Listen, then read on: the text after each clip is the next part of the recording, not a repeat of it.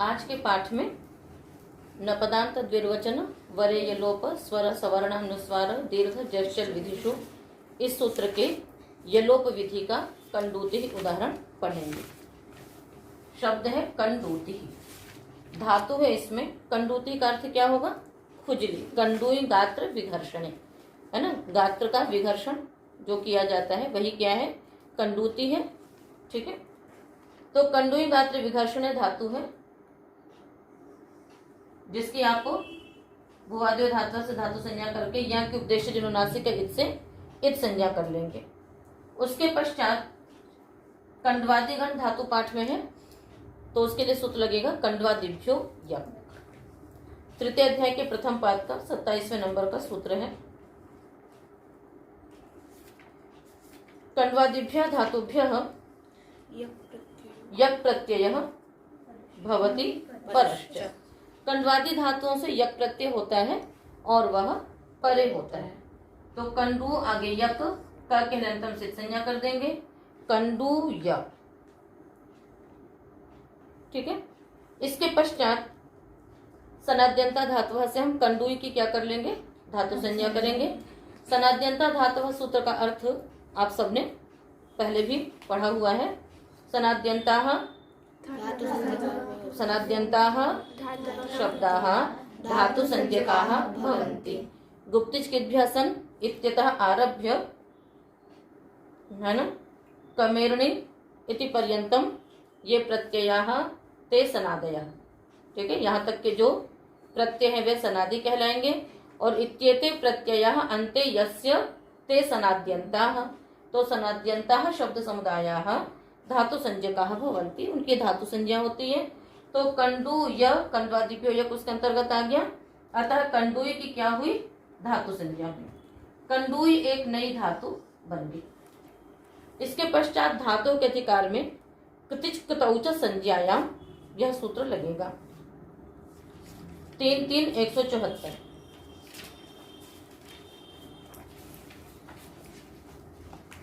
तीन 174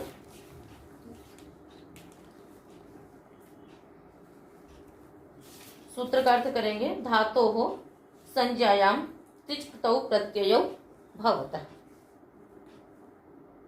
आशीषी च। ठीक है, धातु से संज्ञा में तिष्ठ प्रत्यय होते हैं और आशीर्वाद अर्थ में भी होते हैं। आशीर्वाद अर्थ का यहाँ पर उदाहरण नहीं दे रहे हैं, यहाँ पर केवल संज्ञा का उदाहरण देंगे। तो कंडूई आगे तिच,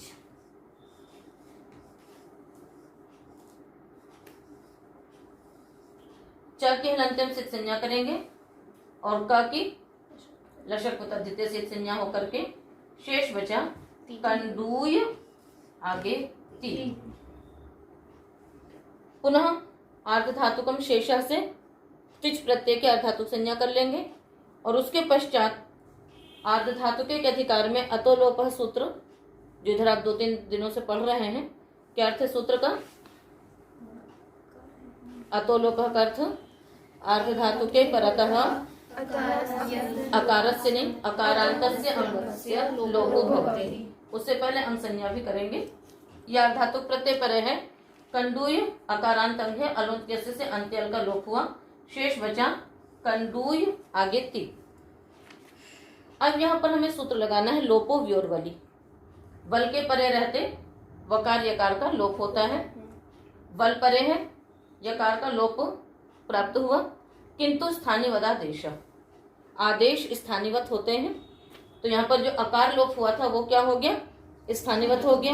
यदि वो स्थानिवत हो जावे तो वल परे नहीं मिलेगा। क्या मिलेगा परे? आपको अपरे मिलेगा। तो कंडूयति ऐसी स्थिति हो गई। तभी सूत्र लगा अनल विधौ। 2 विभाग इसके किए हुए हैं। यहाँ पर भी अली विधि घटेगा। अल के परे रहते अलोप, यहाँ पर यकार के लोप की प्राप्ति हो रही है। तो अली विधि अल परे रहते विधि में आदेश स्थानिवत नहीं होता है। यहाँ पर अल के परे रहते विधि हो रही थी, आदेश स्थानिवत नहीं हुआ, तो पुनः आपको वल परे मिल गया। जब वल परे मिला तो यकार का लोप प्राप्त हो गया। किंतु अजह परस्मिन पूर्व विधो, इसने कहा कि परनिमित्तक अजादेश टी आर्ध धातु को मान करके आकार का लोप जो किया था वह अजादेश है, उससे पूर्व या इसको लोप विधि करनी है, अतः आदेश स्थानिवत हो गया। यदि स्थानीवत हो गया तो पुनः क्या दिखने लगा, आकार दिखाई देने लगा, तो फिर यकार का लोप प्राप्त नहीं हुआ। तब न पदांत द्विर्वचन वरेय लोप। इस सूत्र ने कहा कि परनिमित्तक अजादेश पूर्व को विधि करने में स्थानीवत तो होता है, किंतु यदि यलोप विधि हो रही हो तो अजादेश स्थानीवत नहीं होगा। तो ये पूर्व को विधि है किंतु यलोप विधि है, अतः अजादेश स्थानीवत नहीं हुआ। और जब स्थानीवत नहीं हुआ तो आकार नहीं दिखा, बल परे मिल गया, बल परे मिला तो य का क्या हो गया, लोप हो गया। क्या शेष बच गया, कंडूति।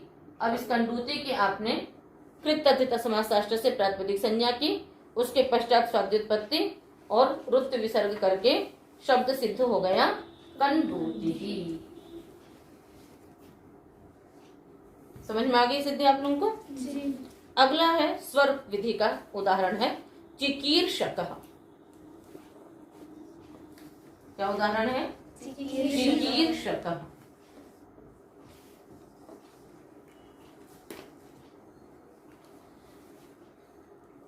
इसको हम पहले सन्नंत बनाएंगे, उसके पश्चात आगे की सिद्धि करेंगे। चिकीर्षकः का अर्थ है करने की इच्छा, चाहने वाला, करने का इच्छुक। कर्तुम इच्छति इति चिकीर्षति, है ना। पठितुम इच्छति इति पिपठिष्यति, है ना। पढ़ना चाहता है इस अर्थ में प्रत्यय होता है, सन प्रत्यय होता है। करना चाहता है इस अर्थ में भी, चाहना इस अर्थ में धातु से क्या होता है, सन प्रत्यय होता है। तो यहाँ पर हम विग्रह करेंगे पहले कर्तुम इच्छति इति चिकीर्षकः। डुक्रीकरण धातु, यहाँ के अंतिम सिद्ध संज्ञा, डू की आदिली टुडवा से संज्ञा करने के पश्चात शेष बचेगा क्री। यहां सूत्र लगेगा और भुवादि धातु से धातु संज्ञा भी कर लीजिए। फिर धातु कर्मणः समान कर्तृका दीक्षायाम वा, ये सूत्र है 3, 1, 7।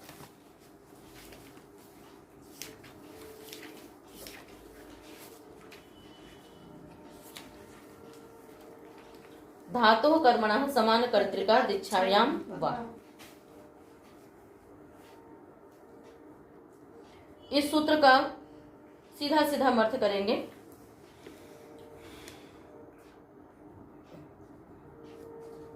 है ना, कर्मणः धातु हो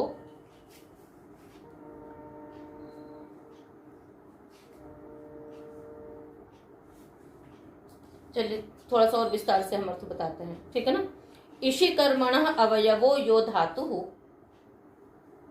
इषि कर्मणः अवयवः यह धातुः इषिणा सह समान कर्तृकः,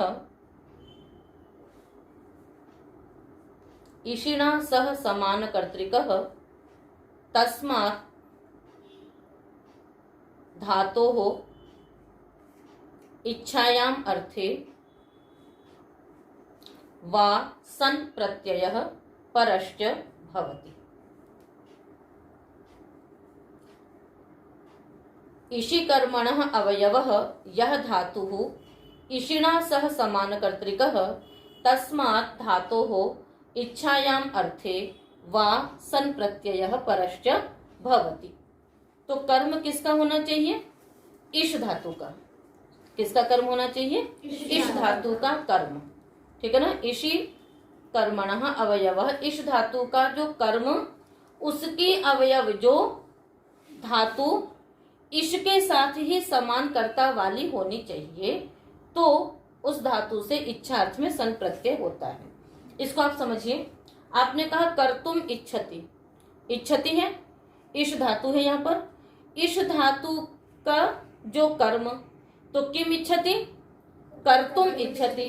तो इच्छति का कर्म कौन हो गया, कर्तुम। कर्तुम तो कर्म हो गया, तो इष धातु का वो कर्म है और उसका अवयव, कर्म है पूरा कर्तुम, उसका अवयव धातु कौन है, क्री। कर्तुम तो पूरा कर्म हो गया, उस कर्तुम का अवयव क्या है, क्री, ठीक है ना। और वह इच्छति के साथ ही समानकर्ता वाला है। समानकर्ता का तात्पर्य क्या हो गया कि जो करता है वही चाहता है। ऐसा नहीं कि करना वाला कोई और है, चाहना किसी और का है।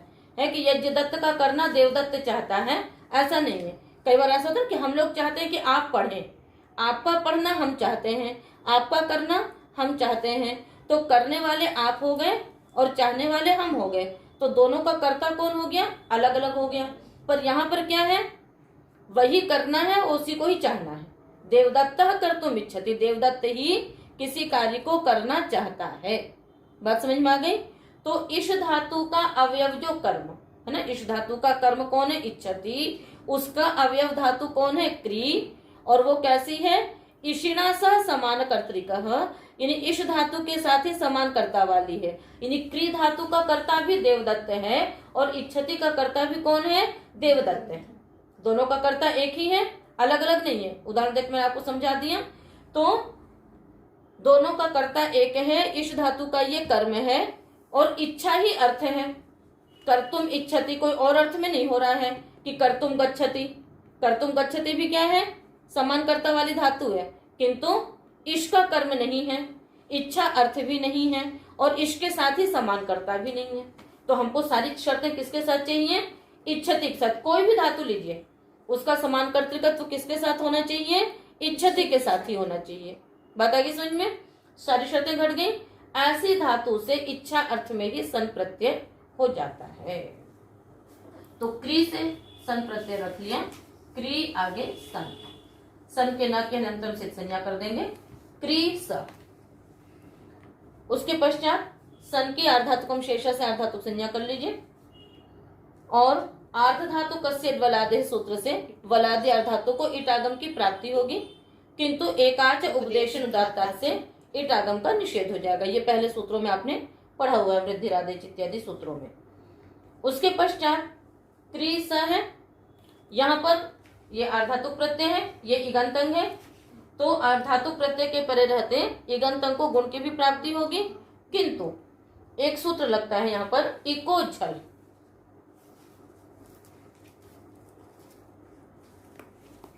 कहाँ है सूत्र, बोलिए। प्रथम अध्याय के द्वितीय पाद का ये सूत्र। सूत्र का अर्थ है इकः उत्तरः झलादि सन कित्वत् भवति। असंयोगा लिटकित सूत्र से कित की वृत्ति आ रही है, जो कि 26 तक जाएगी। इकः पंचमी का एकवचन है। इकः उत्तरः झलादि सन कित्वत् भवति। इक से उत्तर जो झलादि सन है वो कित्वत् होगा। तो सन तो हमेशा ही झलादि होगा, किंतु यदि इटागम हो गया तब तो झलादि नहीं रह पाएगा। तो यहाँ पर इटागम का आपने निषेध किया था, अतः ये झलादि सन है और ये इगंत है, क्री करी इक में आ जाता है, ठीक है ना। तो इकः उत्तर, इक से उत्तर झलादि सन कित्वत हो गया। कित्वत होने से क्या हो जाएगा, जो गुण की प्राप्ति हो रही थी उसका किंगिति जैसे निषेध हो जाएगा। यहाँ तक बात समझ में आ गई। तो सारी कार्य आपने की है। आर्धातुक संज्ञा की, आर्धातुक संज्ञा करने के पश्चात अंग संज्ञा की, अंग संज्ञा करने के पश्चात आर्ध धातु कस्य वलादे से इटागम की प्राप्ति हुई। इटागम की प्राप्ति के बाद एकाच उपदेशों दात सूत्र से इटागम का निषेध भी हो गया। पुनः सार्वधातुक अर्ध धातुकों से गुण की प्राप्ति हुई, उसका भी इको झल से झलादि सन कित्वत होने से किंगिति जैसे गुण का निषेध हो गया। यहाँ तक हो गया कार्य। अब आगे आइए, अगला सूत्र है अज्झन गमाम सनि। 6 4 16। अज्झन गमाम सनि।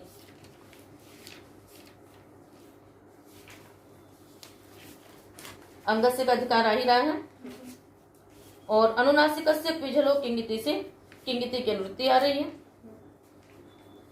ठीक है।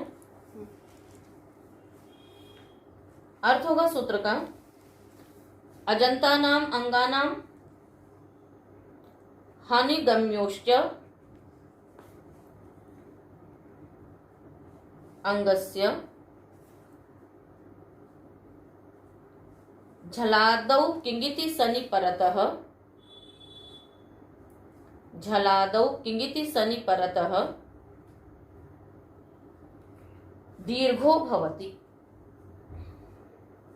ढलोपे पूर्व से दीर्घ होना सूत्र से दीर्घ की वृत्ति आती है,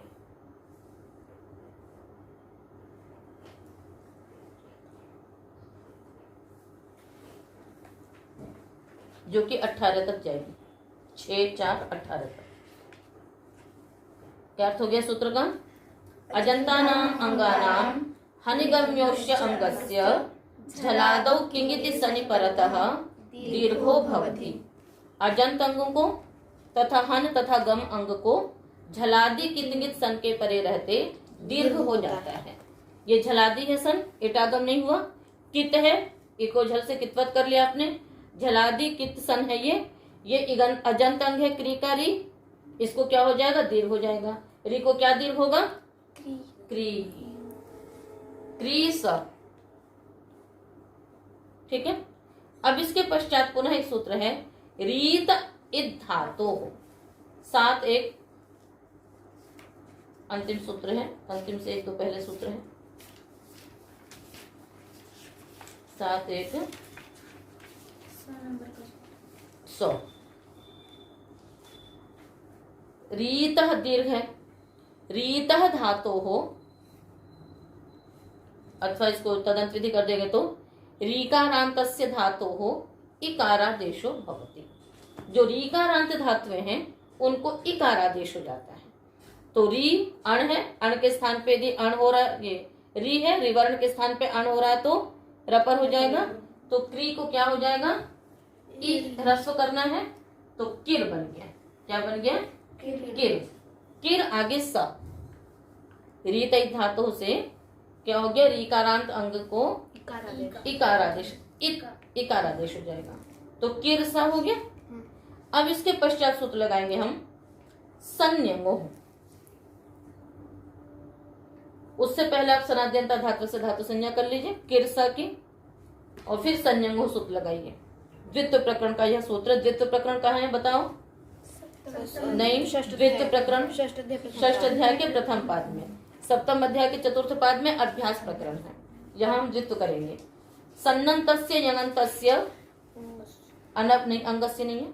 सन्नन्तस्य यङन्तस्य अनभ्यासस्य धातोः प्रथमस्य एकाचः द्वे भवतः, अजादेः द्वितीयस्य एकाचः द्वे भवतः।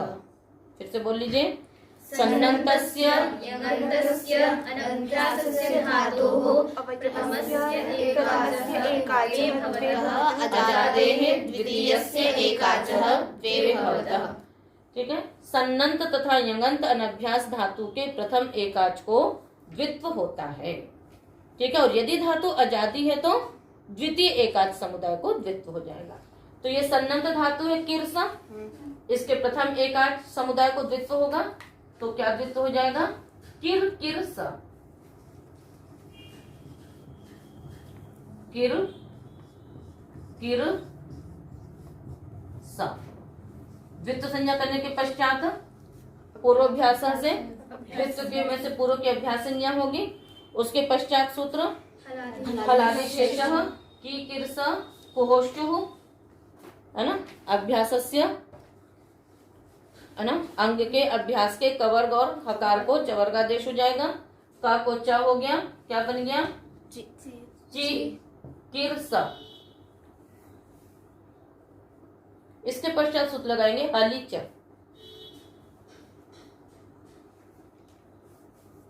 आठवें अध्याय के द्वितीय पाद का सूत्र है। ये सूत्र दीर्घ करता है।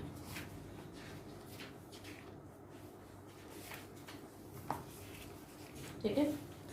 रेफान्तस्य वकारान्तस्य उपधायाः इकः दीर्घो भवति हलि परतः।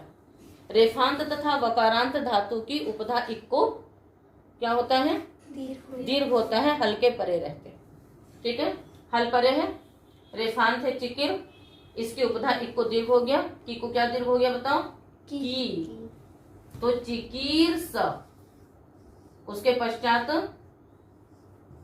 आदेश प्रत्यय हो, इण तथा का वर्ग से उत्तर र इण है, उस इण से उत्तर जो प्रत्यय का सकार है स, उसको मूर्धन्यादेश हो जाएगा, बन जाएगा चिकीर्ष। सनाद्यंता धातु साफ धातु संज्ञा कर चुके हैं सन्नंत की। यहां सूत्र लगेगा नुवुल त्रिचौ। धातु हो नुवुल त्रिचौ प्रत्यय परौच भवतः। धातु से सभी धातुओं से हो जाता है, तो धातु से यहाँ पर क्या प्रत्यय आ गया, नुवुल। नुवुल के वो के स्थान पे क्या हो जाएगा, अक। पुनः ये जो अक है ये क्या है, आर्धधातुकम शेष से अर्धातुक संज्ञक है, अतः अतोलोप सूत्र से अकार का लोप होगा। क्या बच गया? चिकीर्ष अक। अतोलोप सूत्र अब याद रहेगा ना। अब यहाँ पर चिकीर्षक आपको देखने में तो लग रहा है चिकीर्षक का बन गया, कृतज्ञ तस्मात् षष्ठ प्रातिपदिक संज्ञा कर लें, स्वादित्पत्ति कर लें, कार्य तो हो गया, वैसे तो सिद्धि हो गई है। किंतु ये स्वर विधि का उदाहरण है। किसका उदाहरण है ये? स्वर विधि का। तो अब हम इसमें स्वर घटाएंगे। स्वर प्रकरण जो है छठे अध्याय के प्रथम पाद में जो अनुदात्तम पदमेकवर्जम सूत्र है वहां से प्रारंभ होता है और प्रथम पाद की समाप्ति तक तो प्रकृति स्वर चलते हैं, उसके पश्चात फिर सामान्य स्वर चलते हैं। द्वितीय पाद में भी स्वर का प्रकरण है मुख्य रूप से। ठीक है, तो यहां पर एक सूत्र है लिति 6-1-187।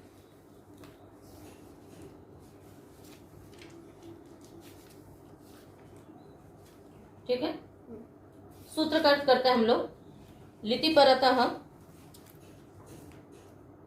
ऊपर सूत्र है भीह्री भ्रीहु मद जन धन दरिद्रा जागराम प्रत्ययात पूर्वम पिति, उससे प्रत्ययात पूर्वम की अनुवृत्ति आती है। ठीक है ना, लिति सूत्र में। और उधर से उदात्त आता है, कर्षात्वतो घयंत उदात्त से उदात्त की अनुवृत्ति आती है। तो सूत्र का अर्थ होता है लिति परतः प्रत्ययात पूर्वम उदात्तम भवति। लिति प्रत्यये परतः प्रत्ययात पूर्वम उदात्तम भवति। तो ये लिट प्रत्यय है अणुवुल, उसी के स्थान पे आपने अकादेश किया था वो के स्थान में, अतः ये लिट प्रत्यय परे है। इस लिट प्रत्यय के परे रहते प्रत्यय से पूर्व को उदात्त होगा। तो अब प्रत्यय से पूर्व क्या है? ई। हमेशा याद रखना उदात्त अनुदात्त स्वरित जो है वो अचों को ही होंगे। ठीक है ना, अचष्ट परिभाषा है वहां पर। जो भी उदात्त अनुदात्त स्वरित ह्रस्व दीर्घ प्लुत ये अचों के ही धर्म है, हलों को नहीं होता है ये। तो यहाँ पर श तो बिल्कुल हल है, अतः इसको नहीं हो पाएगा। तो प्रत्यय से पूर्व क्या दिख रहा है आपको कि इसको उदात्त तत्व की प्राप्ति हुई। मैंने पहले बताया था ना कि हम गोल निशान बनाएंगे आपको समझने के लिए। वस्तुतः उदात्त का कोई चिन्ह नहीं होता है, पर हमने समझने के लिए आपको गोल निशान बनाया है। तो इसको उदात्त तत्व की प्राप्ति हुई। किंतु यहाँ पर वही स्थानीवत आदेश, आदेश स्थानीवत होते हैं। जो आपने आकार का लोप किया था वो क्या हो गया? स्थानीवत हो जाएंगे। तो प्रत्यय से पूर्व क्या दिखाई देगा? अ। तो फिर इसको उदात्त होने लगेगा, ये उदात्त नहीं हो पाएगा। फिर वही अनल विधौ अली परतः लिट के परे रहते पूर्व को विधि कर रहे हैं, आदेश स्थानीवत नहीं होगा, तो फिर ई को उदात्त प्राप्त होगा। पुनः अचः परस्मिन पूर्व विधौ, उसने क्या कह दिया कि परनिमित्तक अजादेश पूर्व को विधि करने के प्रति स्थानीवत हो जाता है। परनिमित्तक अजादेश है, आपको मान करके आकार का लोप किया था, उससे पूर्व ई को स्वर विधि कर रहे हैं, इसमें जादेश स्थानीवत हो जाएगा। यदि स्थानीवत होगा तो फिर अ दिखने लगेगा, ई को उदात्त नहीं हो पाएगा। तब लगा न पदांत द्विर्वचन वरेय लोप स्वर। इसने कहा कि परनिमित्तक अजादेश पूर्व में यदि स्वर विधि कर रहे होंगे तो अजादेश स्थानीवत नहीं होगा। तो ये परनिमित्तक अजादेश है, पूर्व को विधि कर रहे हैं, वो स्वर विधि कर रहे हैं, अतः इसको स्थानीवत नहीं हुआ। ठीक है, जब स्थानीवत नहीं हुआ तो किसको उदात्त होगा? की को उदात्त होगा। उसके पश्चात आपको पहले भी बताया है, क्या बताया है कि जब एक उदात्त होता है बाकी सब अनुदात्त, तो फिर शेष अनुदात्त हो जाते हैं। अनुदात्तम पदमेकवर्जम। आप कोई भी सूत्र लगाइए, कहीं भी उदात्त करिए अथवा स्वरित करिए, उसके पश्चात अनुदात्तम पदमेकवर्जम सूत्र लगेगा ही लगेगा। तो एक वर्जम पदम अनुदात्तम भवति, एक को छोड़कर के शेष अनुदात्त हो गए। फिर उदात्त सूत्र अनुदात्त को उदात्त अनुदात्त से, इस सूत्र का क्रम आप लोग याद कर लीजिए। ठीक है, उदात्त अनुदात्त स्वरितः, उदात्त सूत्र अनुदात्त कौन है? श। इसको क्या हो जाएगा? स्वरित। स्वरित का चिन्ह ये होता है। और फिर स्वरित के बाद यदि अनुदात्त इत्यादि है तो वो सब क्या हो जाते हैं? स्वरितात संहितायाम अनुदात्तानाम। सूत्र निकाल लीजिए। स्वरितात उत्तरः अनुदात्तानाम एक श्रुतिर भवति संहितायाम। स्वरित से उत्तर जो भी अनुदात्त होगा उन सबको क्या हो जाएगी? एक श्रुति हो जाएगी, जिसमें कोई स्वर नहीं रहेगा, न उदात्त रहेगा न अनुदात्त रहेगा। तो स्वरित से उत्तर ये अनुदात्त है, इसको एक श्रुति हो गई, यानी इसका स्वर समाप्त हो जाएगा। तो चिकीर्षक, अब आप प्रत्यय तस्मात् षष्ठ से प्रातिपदिक संज्ञा करेंगे, स्वादित्पत्ति करेंगे और क्या बन जाएगा? चिकीर्षकः। ठीक इसी प्रकार हम बना लेंगे जिहीर्षकः। ठीक है, तो पहले तो आपने इसको सन्नंत बनाया, सन्नंत से फिर आपने णुल प्रत्यय किया, उसके पश्चात स्वर विधि में हमने घटाया इसको। तो याद रहेगा, क्री धातु से सन प्रत्यय, धातु कर्मण समान कर्तृका दीक्षायाम वा से, उसके पश्चात इटागम की प्राप्ति, इटागम का निषेध, गुण की प्राप्ति कित्वत, फिर गुण का निषेध, पश्चात अध्यनगमाम सनि से दीर्घ, फिर रीत धातु से इत्व, उसके पश्चात संयंगों से द्वित्व, किरकिरस, कुहोष्टुः पूर्वाभ्यास है ना, और हलादिशेष कुहोष्टुः, तो ची किरस, फिर हलिच सूत्र से आपने दीर्घ कर लिया, चिकीर्स, आदेश प्रत्यय से मूर्धन्यादेश किया, चिकीर्ष, फिर धातु संज्ञा आपने की हुई है, धातु के अधिकार में णुल प्रत्यय, वो को अकादेश किया, तो चिकीर्ष क, फिर चिकीर्ष अ का भी अतोलोप सकार का लोप करेंगे, और लिटि से यहाँ पर प्रत्यय से पूर्व को जब उदात्त प्राप्त होने लगा तभी स्थानीयवत आदेश से आदेश स्थानीयवत हो गया, जिससे स्वर विधि में दोष आ रहा था। पुनः अनल विधो ने निषेध किया, फिर अचः प्रश्न पूर्वधो ने पुनः स्थानीयवत कर दिया, तब न पदांत द्विवचन वरे ये लोप स्वर सूत्र ने कहा कि परनिमित्तक अजादेश पूर्व विधि में यदि स्वर विधि हो रही हो तो अजादेश स्थानीयवत नहीं होता है।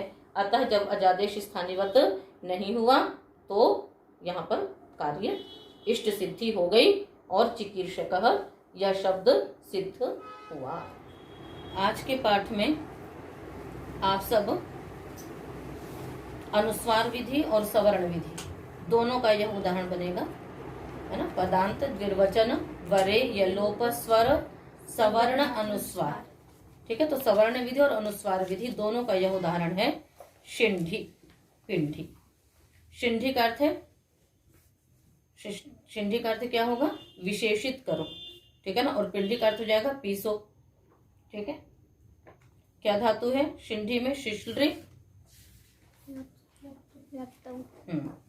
शिश्लि व्याप्त या आक्री व्याप्त हो, शिश्लि श्लेषण है, ठीक है। धातु पाठ की आवृत्ति किया करिए।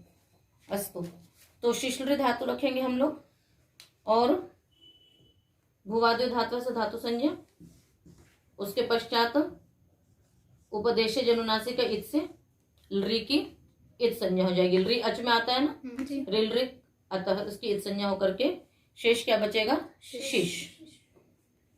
उसके पश्चात ये जो रूप है ये लोट लकार के मध्यम पुरुष का एक वचन है, लोट लकार के मध्यम पुरुष का एक वचन का रूप है ये, जिसमें बनता है शिंठी, ठीक है।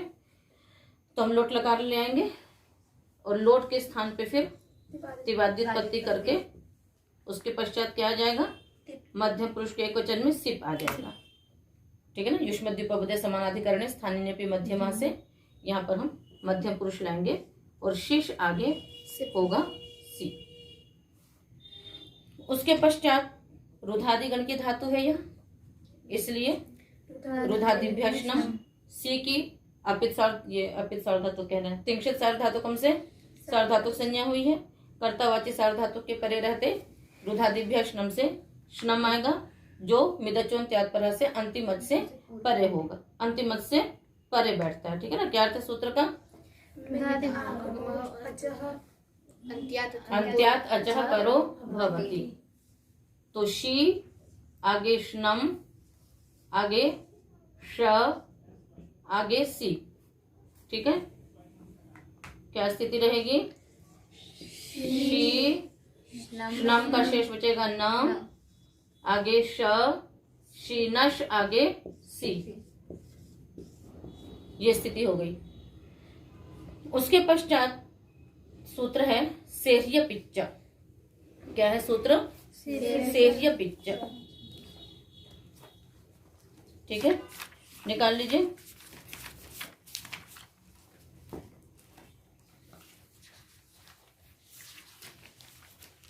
कहाँ का सूत्र है सेह्य पिच्च, षष्ठ अध्याय, बहुत बढ़िया।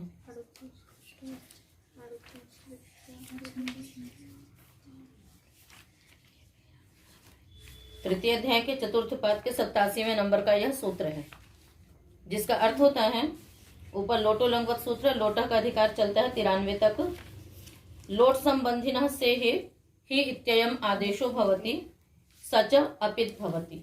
लोट संबंधी जो सिप उसके स्थान पे ही आदेश हो जाता है और यह अपित माना जाएगा। तो सिप क्योंकि पित है इसलिए अपित हो गया, अपित होने से इंगितवत माना जाएगा। शीनश आगे ही, उसके पश्चात सूत्र लगेगा श्न सोरल लोपः। सार्वधातुक अपित से आपने इसको अपित करके इंगितवत कर लिया।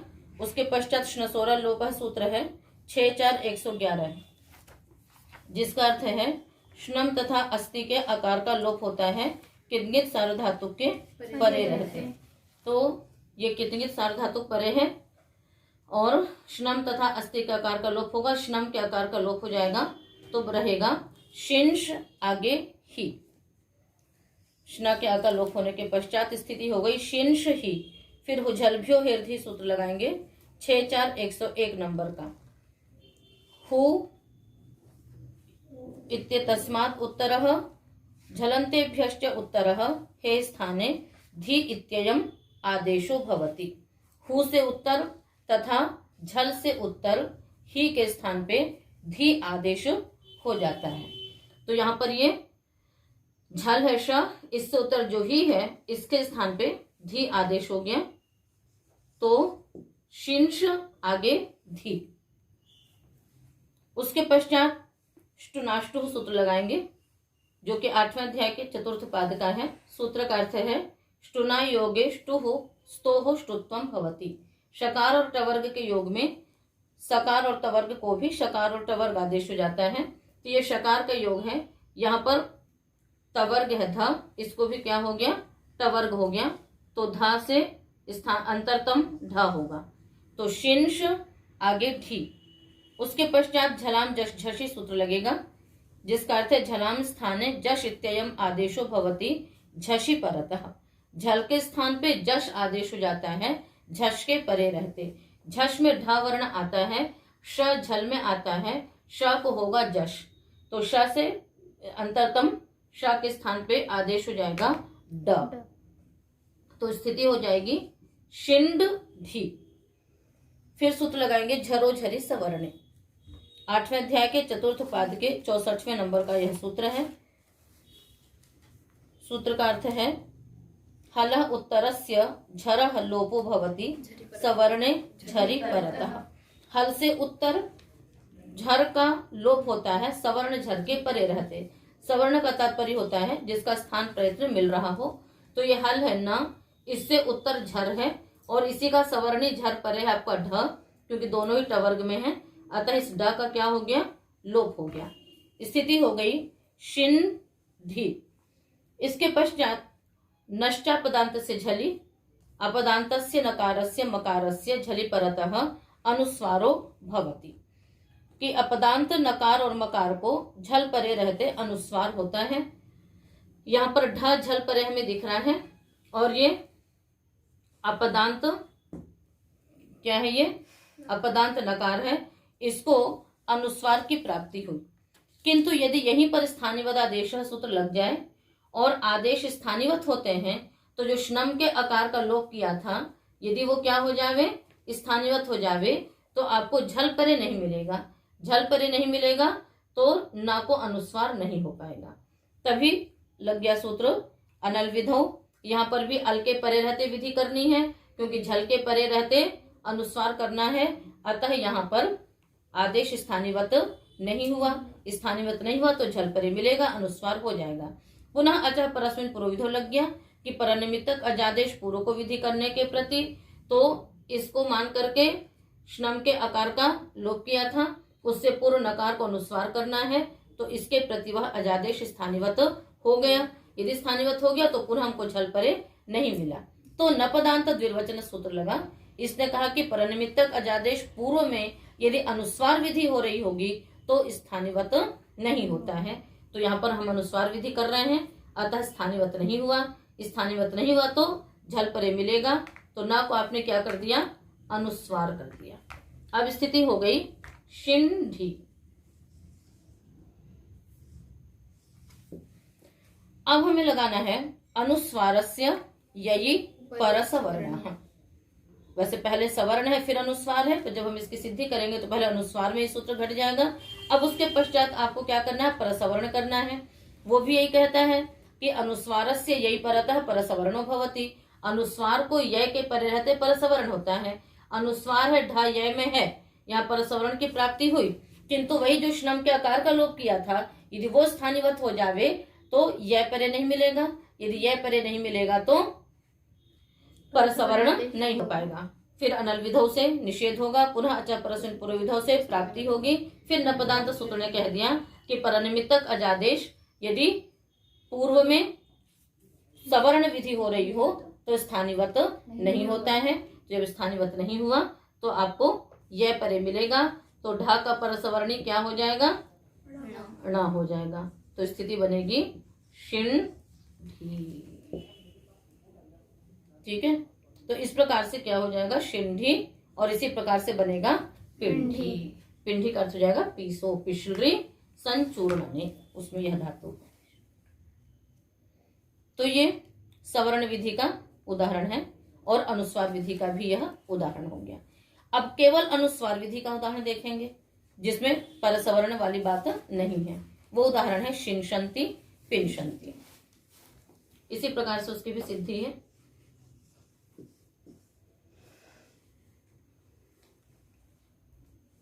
शिनष्टि, शिंष्टः, शिनशंति। ठीक है ना। आप इसके 10 लकारों में रूप आप लोग देख लीजिएगा। जो रचनानुवाद कौमुदी पुस्तक है उसमें या तो पिनष्टि का रूप होगा या फिर शिनष्टि का रूप होगा। तो उसके 10 लकारों में किस प्रकार से हम रूप चलाते हैं उसको आप लोग दोहरा करके आएंगे। ठीक है, तो रूप बनाना है शिन शंति। ये तो बता ही रहा है कि लट लकार का रूप है। धातु वही रखेंगे, शिशलरी, री की संज्ञा करके शिश धातु संज्ञा होगी।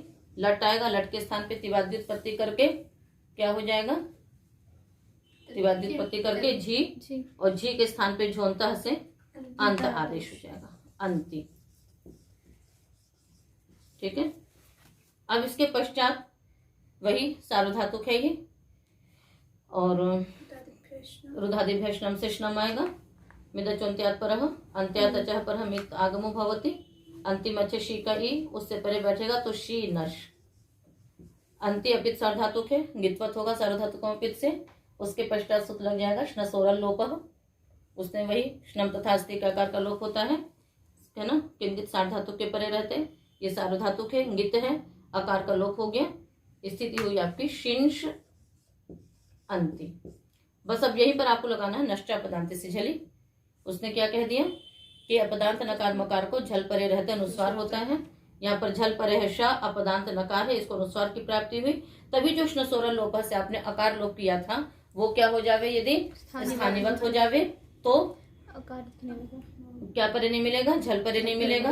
अतः स्थानीवत ये झल परे नहीं मिलेगा तो अनुस्वार नहीं हो सकता था। तब अनल विधो सूत्र उसने कहा कि अली विधि, अल के परे रहते यहाँ पर विधि की प्राप्ति हो रही है, आदेश स्थानीवत नहीं होगा। यदि स्थानीवत नहीं होगा तो झल परे मिलेगा, तो जिससे अनुस्वार हो सकता है। किंतु अजह परस्मिन पूर्व विधो उसने पुनः कह दिया कि परनिमित्तक अजादेश पूर्व को विधि करने के प्रति स्थानीवत हो जाता है। अब यदि यहाँ पर स्थानीवत हो जावे क्योंकि परनिमित्तक अजादेश है, ठीक है ना, अंति को मान करके श्नम के आकार का लोप किया है जो कि अजादेश है, और उससे पूर्व ना को अनुस्वार विधि कर रहे हैं तो स्थानीवत हो गया। जब स्थानीवत हो जाएगा तो फिर हमें झल परे, झल कह रहे हैं, यह परे नहीं मिलेगा, नष्ट, हाँ झल परे नहीं मिलेगा। झल परे नहीं मिलेगा तो इष्ट रूप नहीं बन सकेगा। अतः नपदांत द्विर्वचन सूत्र लगा। उसने कहा कि परनिमित्तक अजादेश पूर्व में यदि हम अनुस्वार विधि कर रहे हैं तो स्थानीवत नहीं होगा। स्थानीवत नहीं होगा तो यहाँ पर झल परे मिलेगा। झल परे मिलेगा तो ना को हमने क्या कर दिया, अनुस्वार कर दिया, शिंश अंति। अच्छा, अब आप ये बताइए कि यहाँ पर परसवर्ण होगा कि नहीं होगा। यहाँ पर सवर्ण क्यों नहीं होगा, क्योंकि श का सवर्ण ही नहीं है ना। रेफोष्मणाम सवर्णाः न सन्ति, रेफ और ऊष्म के सवर्ण नहीं है। अतः परसवर्ण करने भी चलेंगे तो इसका कोई सवर्ण है ही नहीं, इसलिए सवर्ण यहाँ पर नहीं हो सकता है। इसलिए ये उदाहरण केवल अनुस्वार विधि में ही होगा। तो शिनशंति का अर्थ क्या हो जाएगा, विशेषित करते हैं। और पिंशन्ति का अर्थ हो जाएगा पीसते हैं। ठीक है, तो ये अनुस्वार विधि का हो गया। दीर्घ विधि भी देखेंगे। दीर्घ विधि का उदाहरण है प्रतिदीवना। प्रतिदीवना, प्रतिदीवने।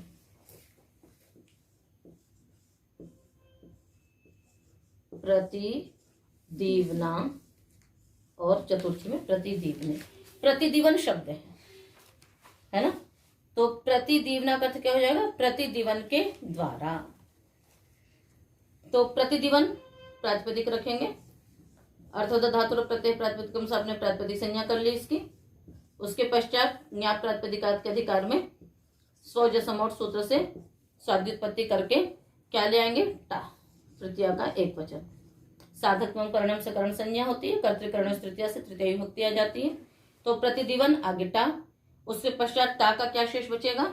टा की संज्ञा हो जाएगी चुटू से, तो प्रतिदीवन आगे आ। अब इसके पश्चात यहाँ पर हमने क्या किया? टा के परे रहते प्रतिदीवन की अंग संज्ञा के पहले यस्मात् प्रत्यय तदादि प्रत्ययंगम से, और उसके पश्चात सूत्र लगाएंगे यचिभम। यचिभम से यकारादि अजादि प्रत्यय के परे रहते क्या होती है? सर्वनाम स्थान भिन्न स्वादि प्रत्यय के परे रहते पूर्व की भा संज्ञा होती है। तो सर्वनाम स्थान भिन्न यकारादि अजादि स्वादि प्रत्यय है आ, प्रतिदीवन की भा संज्ञा हो गई। भा संज्ञा होने के पश्चात सूत्र लगता है अल्लोपोनः। सूत्र से आप सब परिचित है ना। भासंज्ञकस्य अनः अकारस्य लोपो भवति। भासंज्ञक अनंत अंग के आकार का लोप होता है।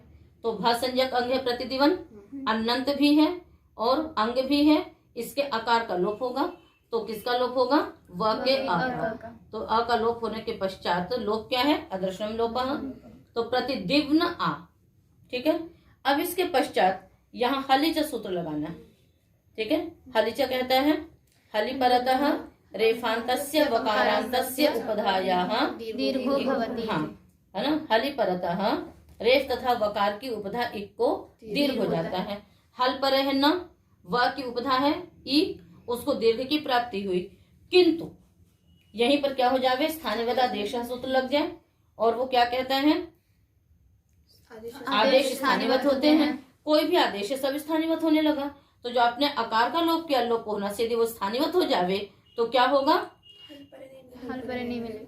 हल परे नहीं मिलेगा। हल परे नहीं मिलेगा तो वकार की उपधा इक को दीर्घ नहीं हो पाएगा। तो फिर अल विधि है ना, अल के परे रहते जो विधि कर रहे हैं वो स्थानिवत नहीं होगा।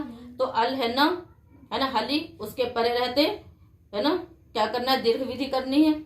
तो उसने तो कुछ ऐसा नहीं कहा, बस परे रहते कोई भी विधि करनी है तो अजादेश स्थानिवत नहीं होगा। तो अनल विधों में अजादेश इत्यादि से कोई तात्पर्य नहीं है। वो तो सामान्य रूप से किसी भी आदेश को वो कह देता है कि स्थानिवत नहीं होता है। किंतु अतः परस्मिन् पूर्व विधौ का कहना यह है कि जो परनिमित्तक अजादेश है तो टा को मान करके व के आ का जो लोप हुआ वो अजादेश है, उससे पूर्व दी के ई को दीर्घ विधि करनी है, उसमें स्थानिवत हो गया। यदि स्थानिवत हो गया तो आपको हल पर फिर नहीं मिलेगा, क्या दिखाई देने लगेगा? अ दिखने लगेगा। किंतु न पदार्थ ने कहा कि परनिमित्तक अजादेश पूर्व में यदि दीर्घ विधि करनी है तो स्थानिवत नहीं होगा। जब स्थानिवत नहीं हुआ तो हल परे मिल गया, हल परे हुआ तो दी को क्या हो गया? दीर्घ हो गया। क्या बन गया? प्रतिदीव्न आ, प्रतिदीवना, प्रतिदीवने। ठीक है, और यह ध्यान में रखिएगा कि जो भी आदेश स्थानिवत हो रहे हैं अथवा नहीं हो रहे हैं उसमें आपको क्या करना है? केवल वो बुद्धि में स्थित है। शास्त्र का अतिदेश हो रहा है स्थानिवत, कार्य नहीं हो जाता है। यदि कहीं पर स्थानिवत हो रहा है तो वो या के स्थान पर हम ये कर लेंगे, ऐसा नहीं होगा। या को हम उसको मानते हैं। ठीक है ना। ऐसे परनिमित्तक अजादेश पूर्व विधि करने में यदि स्थानिवत होता है तो हमें उसको बुद्धि में समझना होता है कि यहाँ पर आकार है, यहाँ पर ऊ है, वहां पर उसको हम स्थापित नहीं करते हैं। यदि स्थापित कर लेंगे तो फिर वो कार्यातिदेश हो जाएगा। मतलब सीधे हमने कार्य का ही अतिदेश कर लिया, उस रूप का हमने अतिदेश कर लिया। अतिदेश मतलब रूप वो हम स्थापित कर लिया हमने, नहीं कि बस शास्त्र का ही अतिदेश हम यहाँ पर करेंगे। तो कई प्रकार के अतिदेश होते हैं। शास्त्रातिदेश है, अर्थातिदेश है, कार्यातिदेश है, रूपातिदेश है। चार तो मुख्य ही हैं। ठीक है ना। तो अर्थ का अतिदेश में क्या होता है कि उसका जो अर्थ है वही इसमें आ जाता है। कार्य में क्या होता है कि जो कार्य पहले वाला था वो स्पष्ट दिखने लगेगा। किंतु यहाँ पर केवल शास्त्र का निर्देश चलता है, अतः वो कार्य यहाँ पर होते नहीं हैं। इस प्रकार से आपने सवर्ण विधि और अनुस्वार विधि का एक उदाहरण था शिंठी, उसमें दोनों घटे, शिनशंति में अनुस्वार विधि और प्रतिदीवना में दीर्घ विधि का उदाहरण आपने समझा।